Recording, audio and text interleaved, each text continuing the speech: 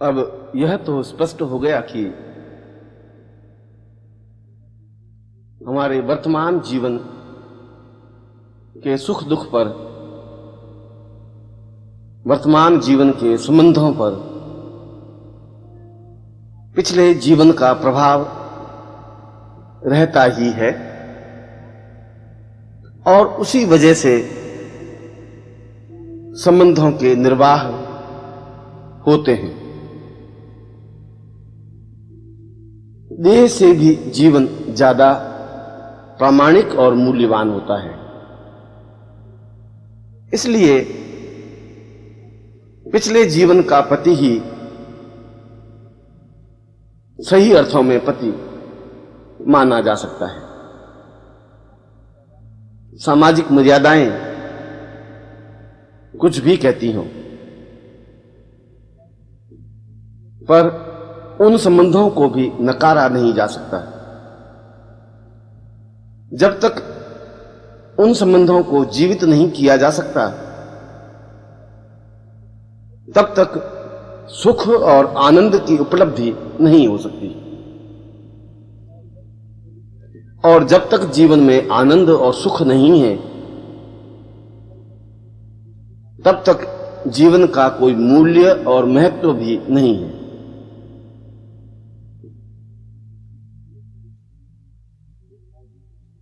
वे कौन सी विधियां हैं जिसके माध्यम से हम पूरे पिछले जीवन को देख सकें? हम कहां पैदा हुए, किस घर में जन्म लिया, किस प्रकार से बड़े हुए, हमारी परवरिश कैसे हुई, किसके साथ विवाह हुआ, वर्तमान जीवन में जो जो व्यक्ति, पुरुष और स्त्रियां हमारे संपर्क में हैं, उनके साथ पिछले जीवन में हमारे क्या संबंध थे और हमने पिछला जीवन किस प्रकार से जिया, किस प्रकार से व्यतीत किया, कहां और किस अवस्था में हमारी मृत्यु हुई, जिससे कि हमें इस वर्तमान जीवन को, इस वर्तमान देह को जन्म धारण करना पड़ा। वर्तमान जीवन को पिछले जीवन से जोड़ना आवश्यक है, तभी तो वर्तमान जीवन की समस्याओं का समाधान हो सकता है। अन्यथा कई समस्याएं हमारे सामने उपस्थित रहती हैं और उनके उत्तर हमें नहीं दिखाई देते। क्यों एक व्यक्ति रात दिन ईश्वर भक्त होते हुए भी गरीब बना रहता है?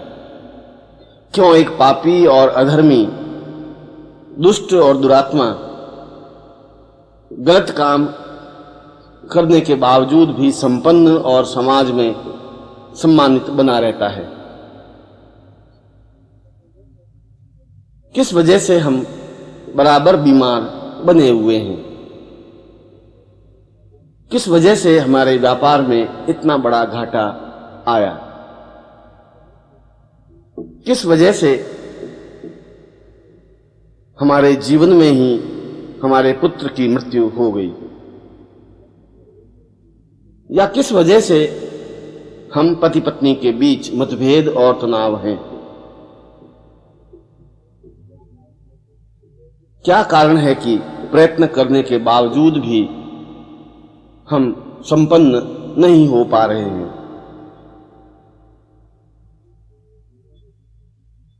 हमारे अपने गुरु के साथ कैसे संबंध रहे हैं? इतने दूर होने के बावजूद भी उनके प्रति इतना अटैचमेंट, इतना प्यार, इतनी सामीप्यता क्यों है? हमारी आंख में उनके प्रति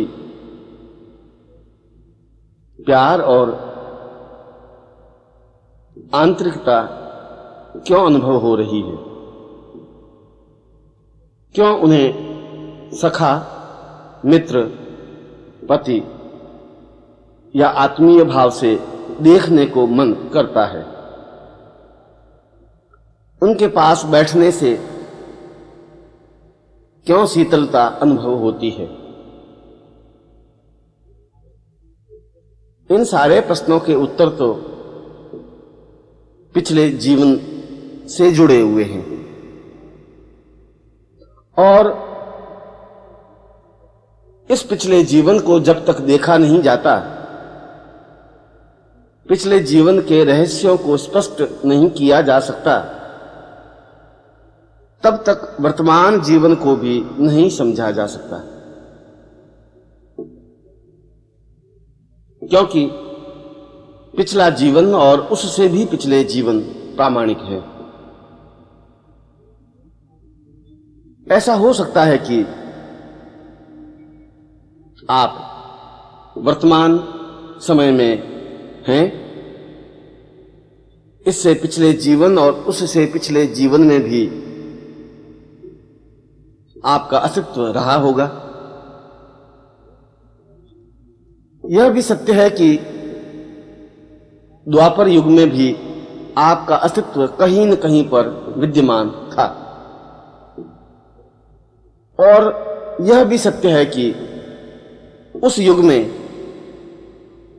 आप महाभारत युद्ध के साक्षी रहे हो। आपका कृष्ण के साथ संबंध रहा हो, आपने उनको देखा हो, शत्रुभाव से या मित्र भाव से। और यह भी हो सकता है कि आप गोकुल या वृंदावन में रहे हो, आपने उनकी बांसुरी सुनी हो, उनके साथ यमुना के किनारे विचरण किया हो, उनकी सामीप्यता अनुभव की हो। प्रश्न तो यह है कि यह सब देखने की क्रिया हमारे पास होनी चाहिए। इसमें तो कोई दो राय नहीं कि आपका अस्तित्व था द्वापर युग में भी, कृष्ण के समय में भी, शंकराचार्य के समय में भी,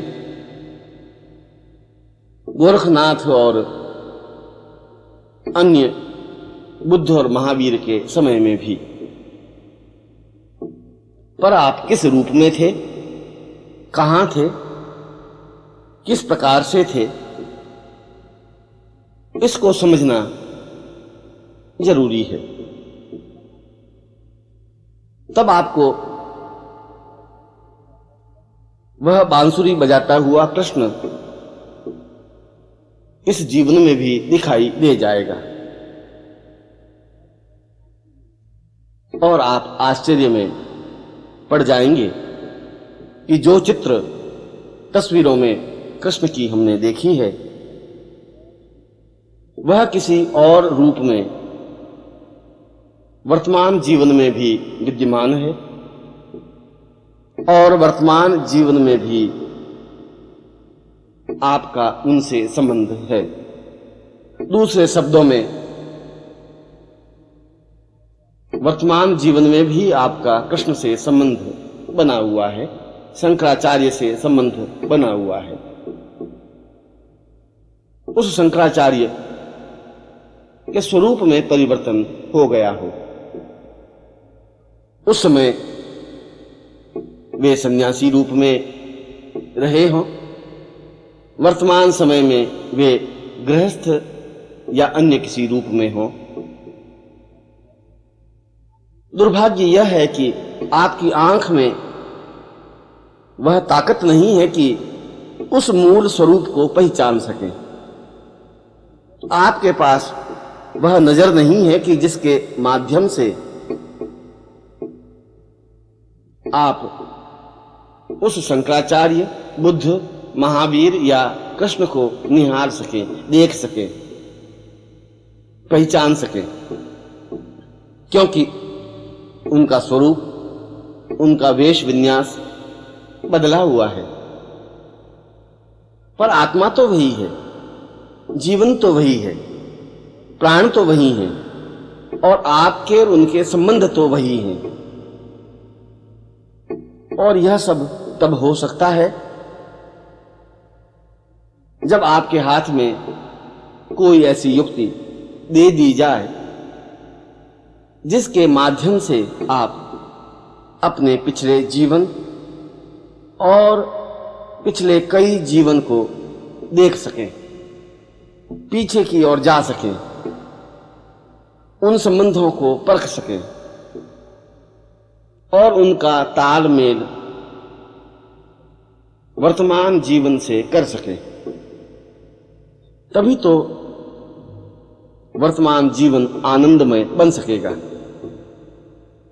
तभी तो उस कृष्ण के प्रति आपकी आतुरता और वेग बहुत अधिक बढ़ सकेगा।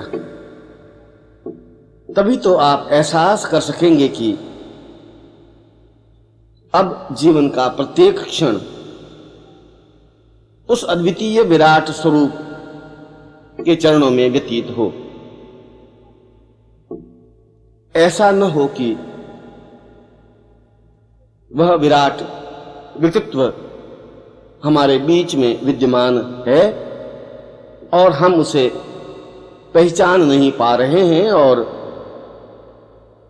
जीवन को व्यर्थ के कार्यों में व्यतीत करते हुए उस सौभाग्य से वंचित हो रहे हैं जिस सौभाग्य को पाया जा सकता है।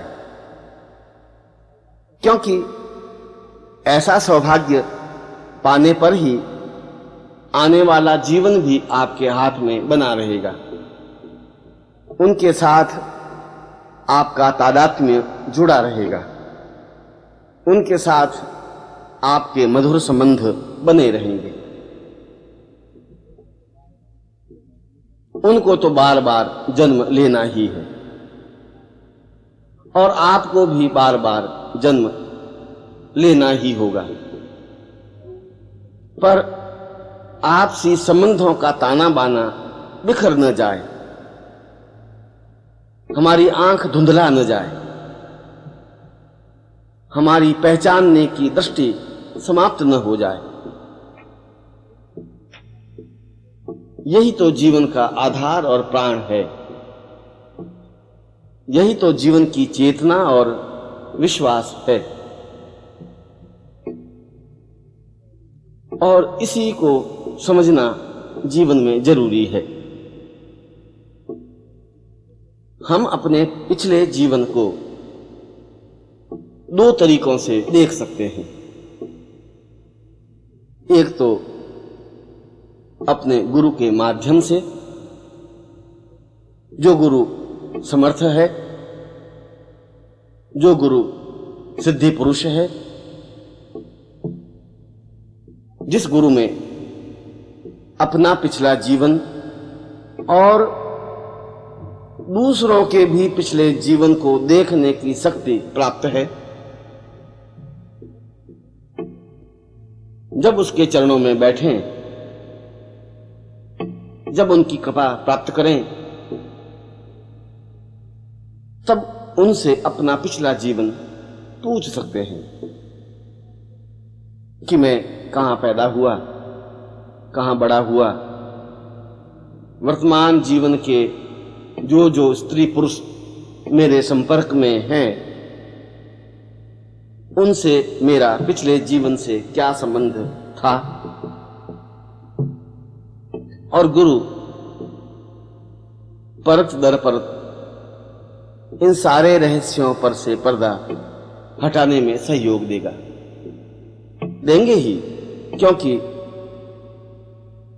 वह आपकी आंख को स्पष्ट करना चाहते हैं। वह आपकी आंख को प्रामाणिकता देना चाहते हैं। जरूरत तो विश्वास की है, जरूरत तो प्रेम और सामीप्यता की है, जरूरत तो पारस्परिक अंतरंगता की है। तभी तो गुरु तुम्हारे पिछले जीवन और पिछले कई जीवन को स्पष्ट कर सकेंगे, क्योंकि वे तुम्हारे इन सारे जीवन के साक्षीभूत रहे हैं। हर बार तुम्हारा उनसे संबंध, संपर्क, साहचर्य रहा है और वे यह बता सकेंगे कि उनका तुमसे क्या संबंध, किस प्रकार का संबंध, कैसा संबंध रहा है, कहां रहा है, किस प्रकार से रहा है। और आप उस स्थान पर जाकर इसकी जांच कर सकते हैं। यदि वो बताते हैं कि अमुक स्थान पर तुम्हारा जन्म हुआ, तुम बड़े हुए, अमुक स्त्री से विवाह हुआ, इस प्रकार का जीवन व्यतीत किया, तो बताई हुई तरीकी और बताए हुए स्थान पर जाकर आप उनके कथन को प्रामाणिकता की कसौटी पर कस सकते हैं, देख सकते हैं, समझ सकते हैं, परख सकते हैं। और तब आपके सामने से वह पर्दा हट जाएगा जिसकी वजह से आप वर्तमान जीवन को देख नहीं पा रहे हैं। और गुरु तुम्हारे पिछले जीवन को ही नहीं, पिछले कई जीवन को भी स्पष्ट कर सकेंगे। और यह जरूरी है, एक थ्रिल है, एक रोमांच है, एक एहसास है कि तुम्हारे जीवन कहां कहां पर किस किस प्रकार से व्यतीत हुए, किन किन युक्तियों से, किन किन तरीकों से आपने जीवन को जिया, किन किन लोगों से आपके संबंध, संपर्क और साहचर्य रहा, उन लोगों का क्या प्रभाव वर्तमान जीवन में है। तब आप निर्णय कर सकेंगे कि किन व्यक्तियों से किस प्रकार से संबंध बनाए रखना है। एक तो तरीका यह हुआ जो कि सुगम है, सरल है, प्रामाणिक है। दूसरा तरीका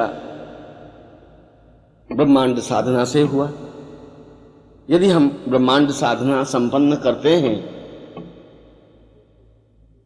तो उसके माध्यम से भी हम अपने पिछले जीवन को और पिछले कई जीवन को देख सकते हैं। पर यह साधना तो गुरुदेव ही संपन्न करा सकते हैं, क्योंकि इस साधना के बारे में ब्रह्मांडोपनिषद में विस्तार से विवेचन किया हुआ है कि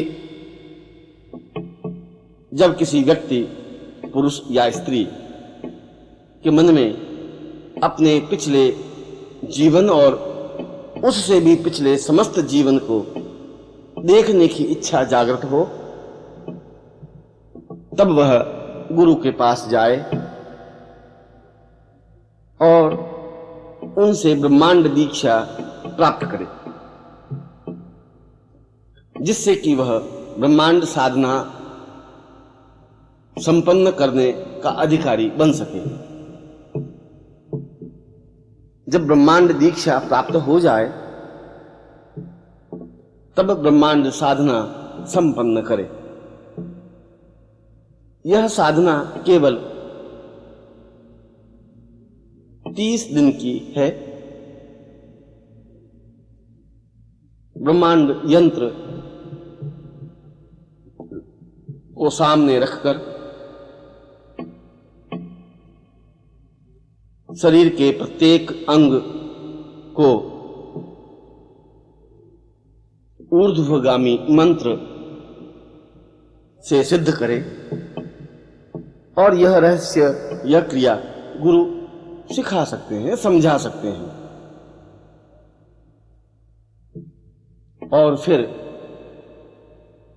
मनोयोग पूर्वक बताई हुई विधि से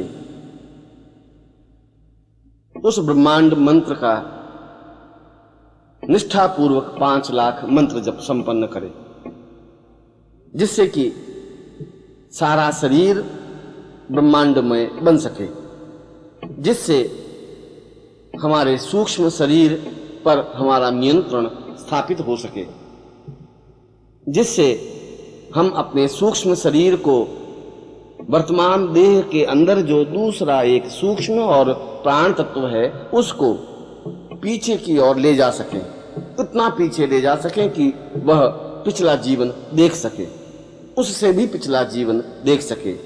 इस प्रकार से पिछले कई जीवन को देख करके फिर वर्तमान देह में आ सके और वे स्मृतियां हमारे मानस में बन सकें, हमें याद आ सके, हम समझ सकें, हम चिंतन कर सकें।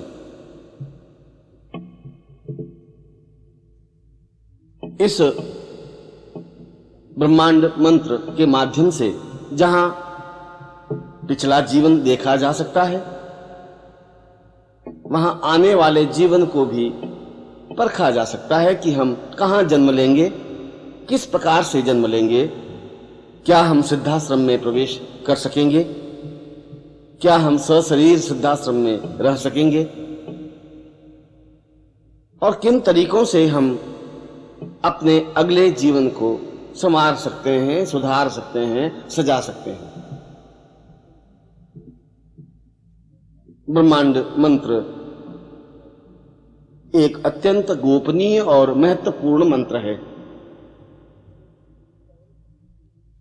जिसको केवल उच्चारण करने से ही नहीं अपितु गुरु उस ब्रह्मांड मंत्र को शिष्य के पूरे शरीर में, प्राणों में, चेतना में, स्मृति में उतारता है। दीक्षा के समय उसके सहस्रार में, उसके आज्ञा चक्र में, उसके स्वाधिष्ठान और मूलाधार चक्र में उस ब्रह्मांड मंत्र को स्थापित करता है, जिससे कि सारा शरीर ऊर्जामय बनकर प्राणस चेतना युक्त होकर अपने सूक्ष्म शरीर को अनुभव कर सकता है, उसको आज्ञा दे सकता है कि वह पिछले जीवन में जाए, उसको बता सकता है कि पिछले कितने जीवन देखने हैं, और उसके माध्यम से ठीक उसी प्रकार से देखा जा सकता है जिस प्रकार से हम टेलीविजन पर कोई फिल्म देख रहे हों। जिस प्रकार से टेलीविजन पर किसी फिल्म को बखूबी देख सकते हैं, समझ सकते हैं, उसी प्रकार इस साधना के बाद अपने पिछले जीवन को भी अपनी आंखों के सामने स्पष्ट देख सकते हैं, उन लोगों को भी, उन संबंधों को भी, उन मान्यताओं को भी। तभी तो हम प्रामाणिकता के साथ सब कुछ समझ सकते हैं। और वास्तव में ही यदि हमें जीवन का आनंद लेना है, यदि हमें जीवन के रहस्यों को सुलझाना है, यदि हमें जीवन के मर्म को पहचानना है, तो अवश्य ही ब्रह्मांड साधना संपन्न करनी ही चाहिए, क्योंकि यही साधना तो हमारे जीवन का आधार है। जब हमारे वर्तमान समय में ऐसे गुरु विद्यमान हों जिन्हें ब्रह्मांड साधना का ज्ञान हो, जो ब्रह्मांड दीक्षा देने में समर्थ हो, जो हमारे शरीर में ब्रह्मांड चेतना उतारने में सक्षम हो, फिर हम एक क्षण भी बिना गंवाए उनके समीप जाकर उस दीक्षा को प्राप्त करें ही, इसमें विलंब करना ही जीवन को चूकना है। ऐसा ही होना चाहिए, ऐसा ही मेरा आशीर्वाद है।